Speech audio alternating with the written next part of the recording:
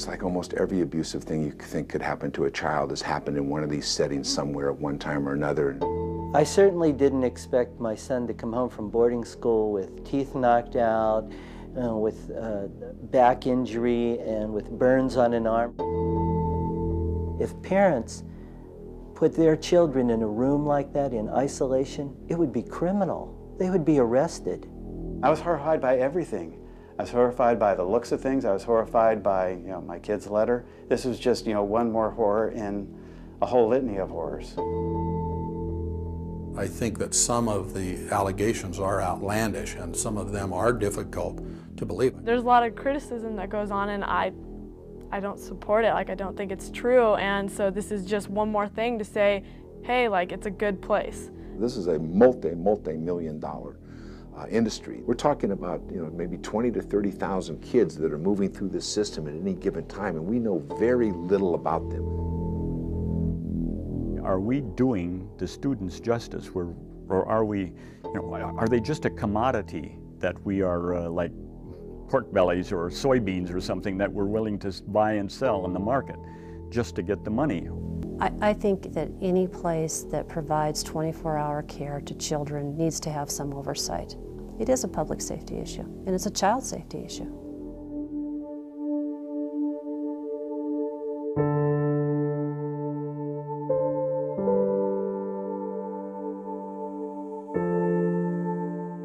Support for this program was provided by viewers like you who are friends of Montana PBS. Thank you.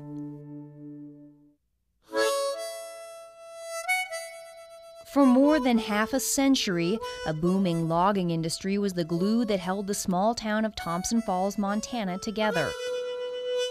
Generations of fathers and sons toiled in the 3 large mills in Sanders County. They bought homes and kept the economy afloat. Well, it was the bread and butter, because that's what sustained us all, was logging for many, many years. I was born here in '47, and ever since then, that's what kept this place going.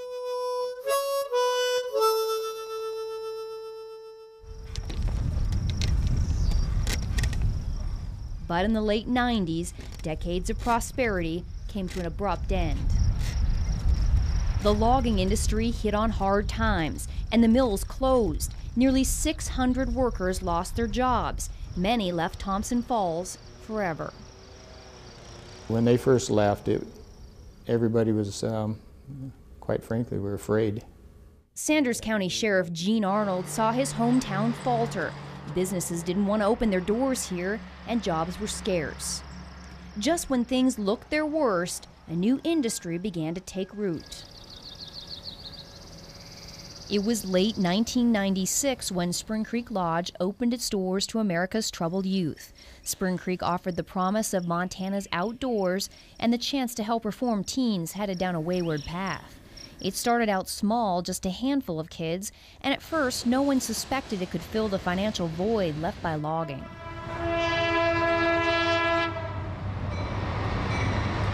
Less than a decade later, Spring Creek Lodge is the largest employer in the county and the region, with nearly 200 people on the payroll. The school has been such an overwhelming success that other schools have followed suit, springing up all over western Montana. Today, it's estimated that there are around 30 programs for troubled youth operating in the state. Some have very good reputations, but all are left to operate pretty much on their own. Spring Creek is by far the largest, with nearly 500 teens on 4 different campuses. It's given a lot of the local people jobs, and they've contributed a lot to the economy, tremendous amount. So they certainly do help. And I would say that they've probably contributed. I'm not saying they saved the community, but they've certainly contributed to that. But Kathy Preston and her 17-year-old daughter Kelly say Spring Creek Lodge saved their family. Without the intervention, Kelly would be an unwed mother, drop out of high school.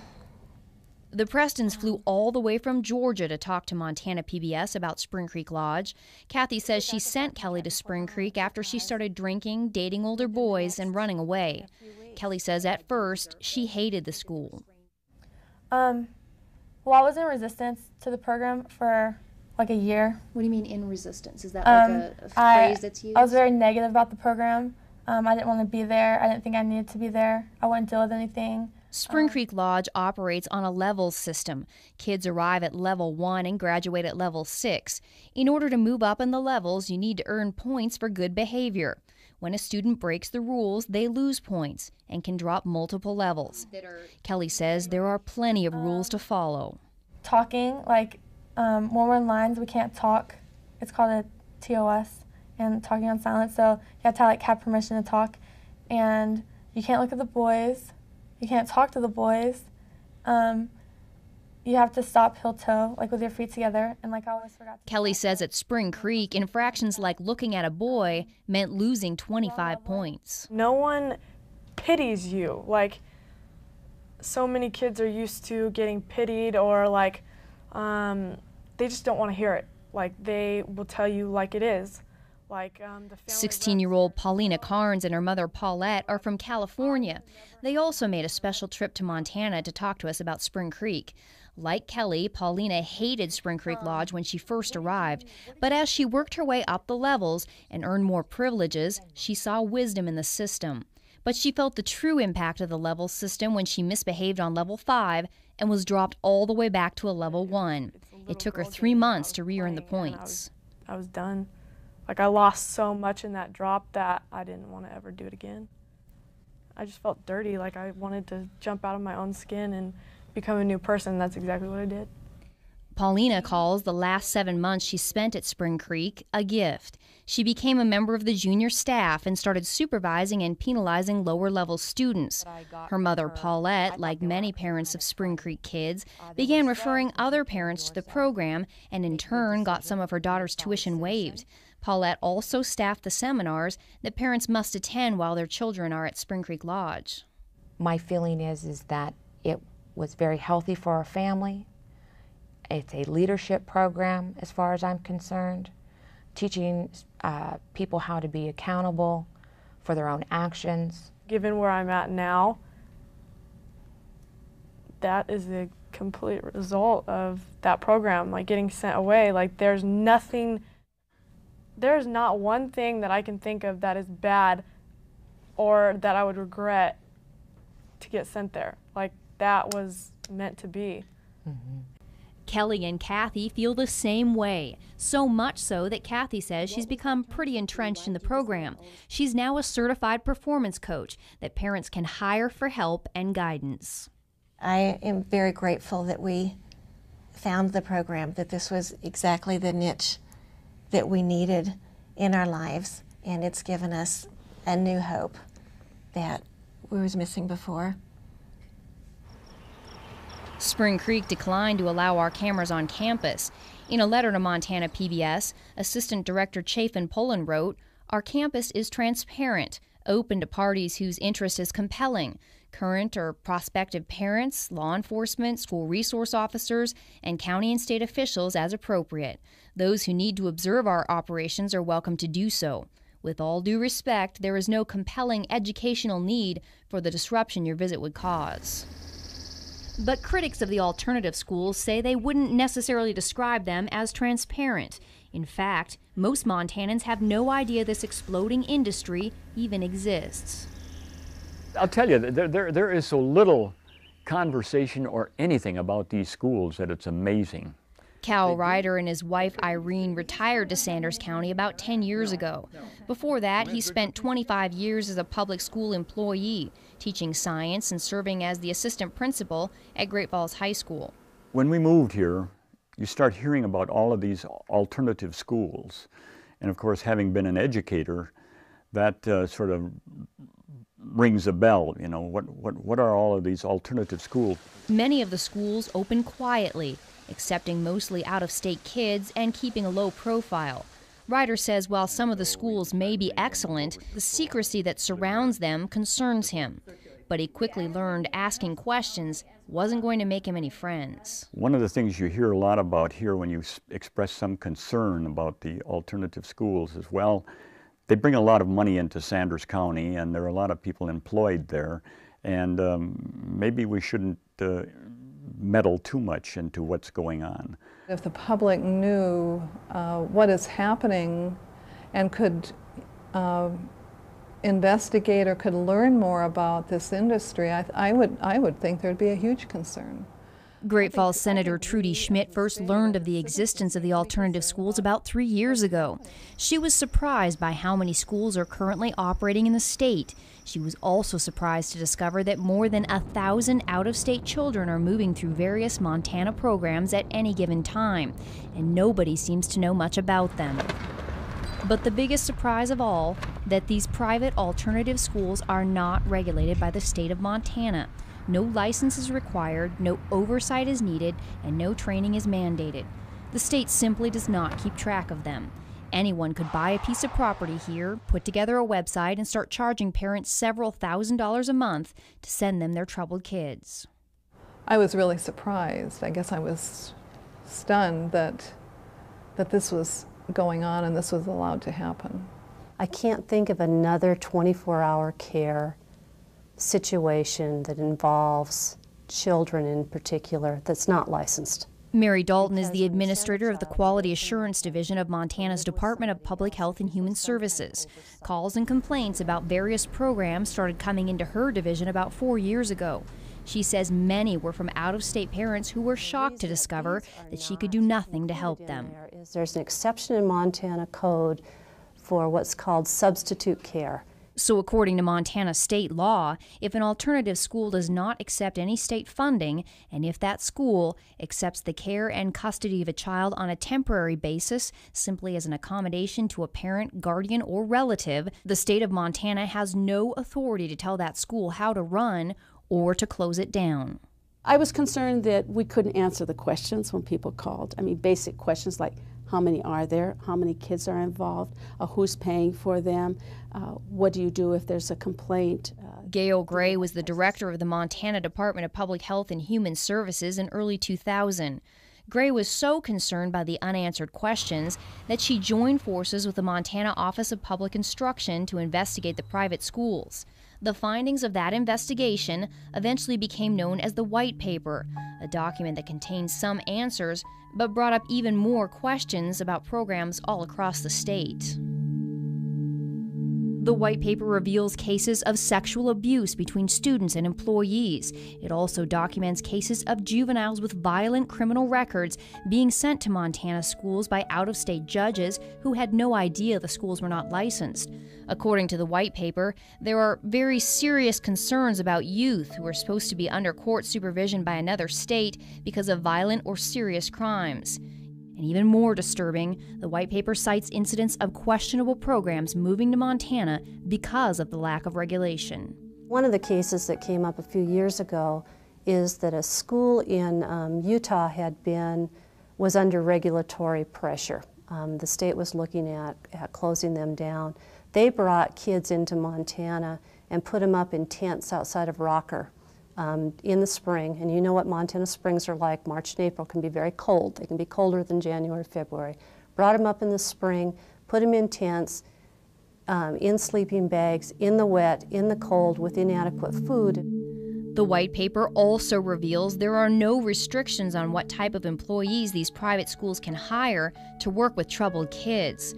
The legislation that requires fingerprinting and background checks that was originally put in place to protect the children of Montana provides no protection to the youth in the behavioral programs. Is there any background check on the staff at all? Or do we just hire somebody? Russ Cater is the chief legal counsel for the Montana Department of Health and Human Services. He says the possibility of inappropriate employees working with these vulnerable kids is very real. If I'm an operator of a child care facility that's unlicensed, I'm working with 15 to 17-year-olds, and I'm hiring child molesters who just got out of jail. Is there any law that prohibits me from doing that right now? Well, if you don't fall within the definition of a daycare, where you should be licensed. In other words, if the type of example you're giving me is a setting in which you are not required to be licensed, then in that situation, I mean, no, you're not required to do background checks. So these alternative schools that aren't licensed and aren't required to be licensed actually can legally hire ex-cons to work with these kids. Correct. Despite the disturbing findings that surfaced in the white paper nearly 3 years ago, the alternative schools are still operating today without any state licensing requirements, and some schools are making a tremendous profit. The Montana alternative school industry itself estimates it grosses close to $40 million a year. The industry also estimates that the schools currently employ 600 people and generate a combined $3 to $4 million for the state in income taxes.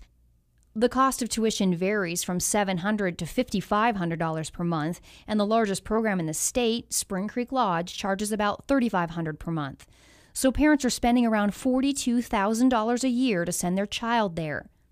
By comparison, a year's tuition at Harvard, including room and board, costs about $40,000. When you crunch the numbers, Spring Creek Lodge alone grosses a staggering $20 million annually. Senator Trudy Schmidt says money like that can buy social and political influence. I think Spring Creek has a huge influence in Sanders County. I've heard about the county burying their head in the sand when it comes to issues related to Spring Creek. While some disagree with Senator Schmidt's analysis, there's no denying Spring Creek has cultivated deep connections in this rural community. Spring Creek's website offers glowing letters of praise from the mayor's office, the Thompson Falls Police Department, the local newspaper, area businesses, and even the Sanders County Sheriff's Office. Spring Creek has dozens of its students volunteering free labor at the local candle factory and other Thompson Falls area businesses. They will volunteer manual labor. If somebody wants, they can call them up and actually go out and do haying jobs, anything like that. Spring Creek also contributes to local law enforcement financially, donating almost $45,000 to the sheriff's office to help pay for 2 deputies who split their time between the local school district and Spring Creek.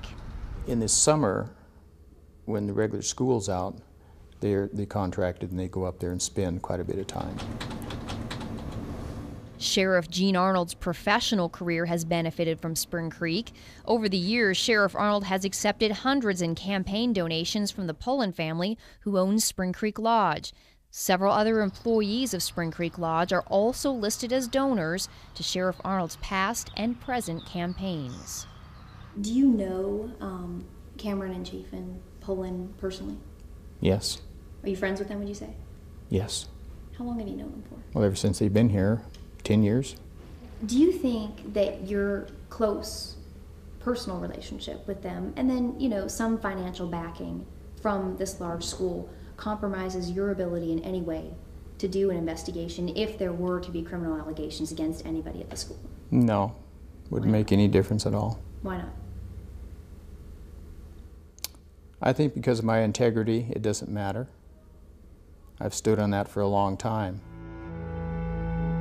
But 2,000 miles away in the state of Michigan, this man claims he has reason to question the close relationship between Sheriff Gene Arnold and Spring Creek Lodge.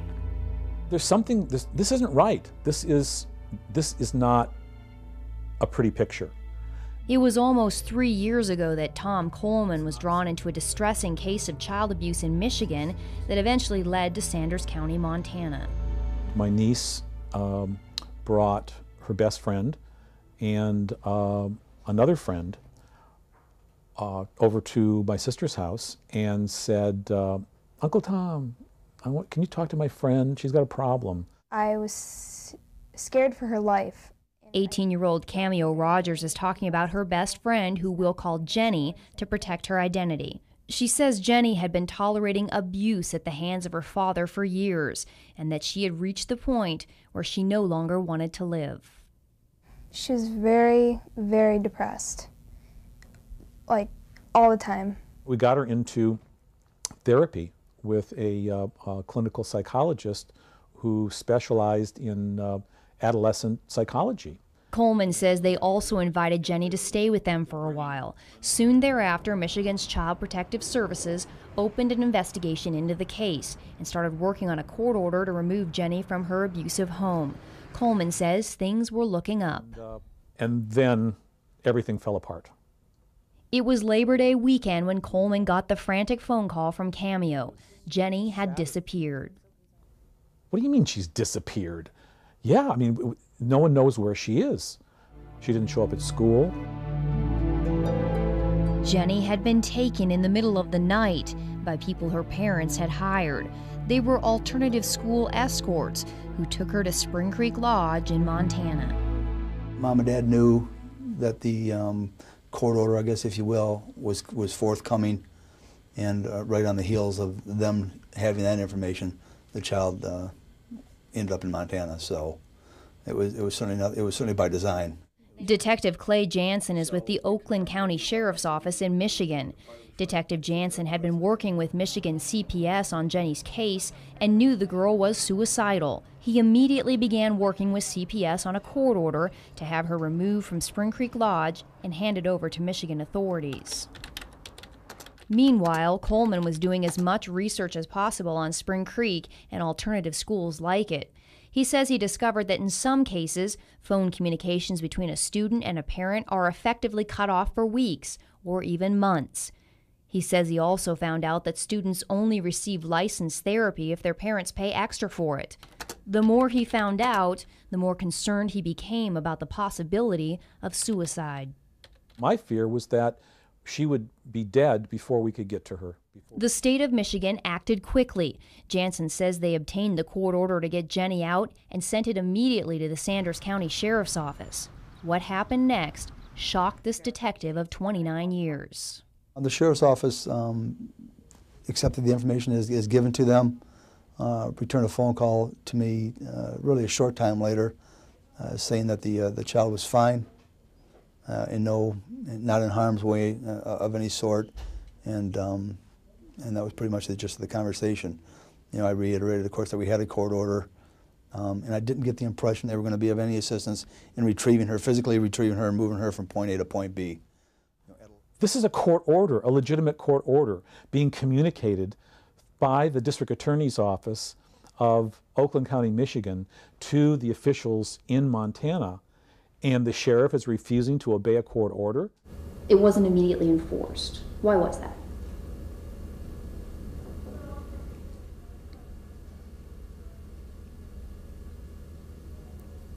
I'm not sure I have any comment for that. Would you consider it to be uncooperative? It wasn't positive, let's put it that way. Detective Jansen says his office handles court orders in jurisdictions all across the United States, almost on a daily basis, and he says they've never had a problem with a court order like this. So the response that she was fine and pretty much have a nice day was a little bit odd. What was your intention when you were saying that? That you weren't going to go get her, or that you weren't going to go get her that night? That night. Could they have possibly misinterpreted you saying? Possibly. But Jansen disagrees. He says it was his distinct impression that Sheriff Arnold did not plan on serving the court order that night or any night. You know, things come to your mind. You start thinking, what's wrong with this? When Coleman heard the sheriff was allegedly not going to pick Jenny up, he became desperate.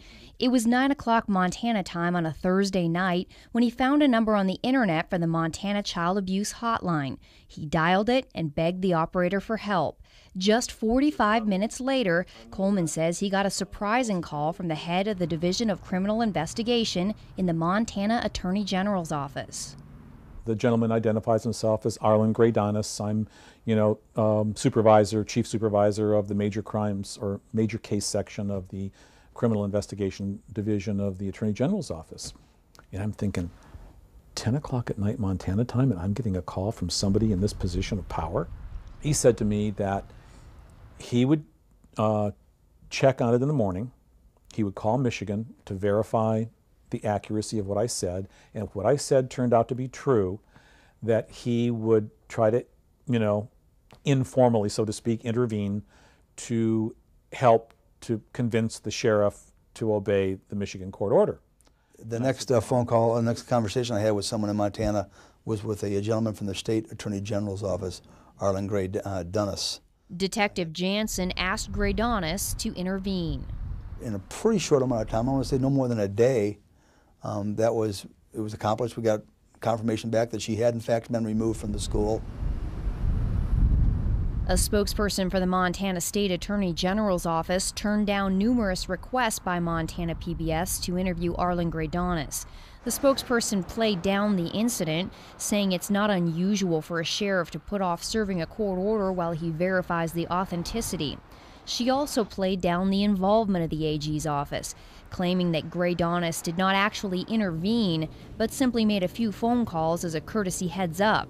Through other sources. Detective Jansen has a different take. Oh, it was because of his intervention, how he went about that, who he talked to. It didn't matter to me then, doesn't matter to me now. But it was because of his intervention that she was ultimately returned to Michigan. While Sheriff Arnold remembers getting a call from the Attorney General's office, he says he does not recall the content of that conversation. Why did you eventually decide, you know, we're going to go and enforce this court order and get this girl out? What was the decision that finally got you up there?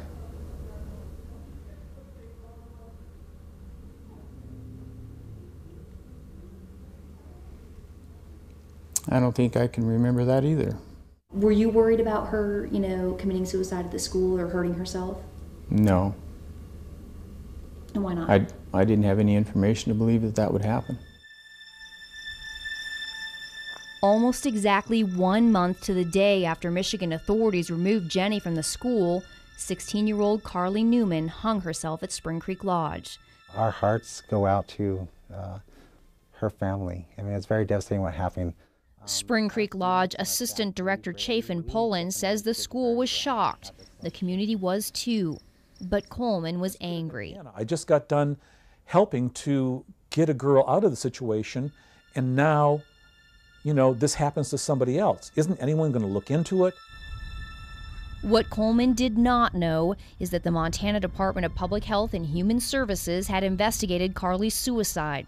As a result of that investigation, the department filed a child abuse and neglect complaint against 2 Spring Creek Lodge employees. Because the department felt that these 2 individuals had certain responsibilities. They substantiated, which means that they have placed against these 2 individuals a child abuse and neglect administrative charge. Bobby Conradi heads up the Office of Fair Hearings at the Department of Health and Human Services. While Conradi won't reveal the names of the 2 individuals in this abuse and neglect case, Montana PBS confirmed through sources that they are the Assistant Director Chafin Pullen and his twin brother Cameron Pullen, who serves as the director. The department is alleging that the 2 individuals had a duty to protect this child. It was their responsibility. And that because of inadequate policies, it caused the death of this child. According to documents obtained by Montana PBS, the Department of Health and Human Services had alleged that Cameron and Chafin Pullen, as officials of the school, neglected the needs of Carly Newman when she was suicidal by not getting her adequate therapy. The department also alleged that employees placed Carly in solitary confinement for periods of hours and sometimes days, damaging her mentally. Finally, the department alleged that the method for keeping track of students at Spring Creek was inadequate because it left Carly alone long enough for her to commit suicide. They are serious allegations. It's a serious charge. Chafin Pullen did not want to go into details of the case, but the brothers did challenge the charges before the department's Office of Fair Hearings, claiming, among other things, that the department had no legal right to tell them that the school's rules and regulations were inadequate. So the school comes back and goes, you have no policies that you've placed upon us. It's a legal catch-22 of sorts. The department does not have the authority to craft any rules or regulations that the schools must follow, so it also cannot come in after an incident and say the rules and regulations were inadequate. The hearings officer agreed with the Pullens and dismissed the case without ever holding an evidentiary hearing. In the dismissal, the officer also said that there was no way, in his opinion, that the department investigators could prove their case. We feel vindicated by the outcome of the dismissal. We feel like we didn't do anything wrong.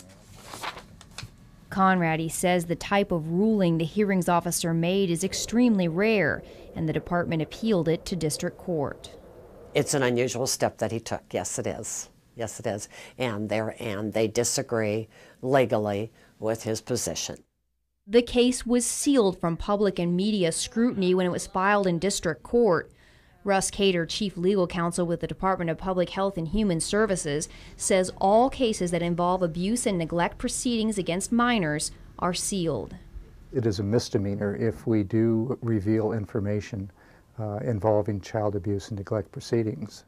We were able to discover that the appeal in district court failed, and the case went on to the Montana Supreme Court, where the charges were ultimately withdrawn by the department. But how many other cases involving these schools is the department investigating? How many other abuse and neglect proceedings are there? There's no way to find out. That's because Montana's confidentiality laws that were created to protect juveniles also keep the media, the public, and parents in the dark about serious allegations of child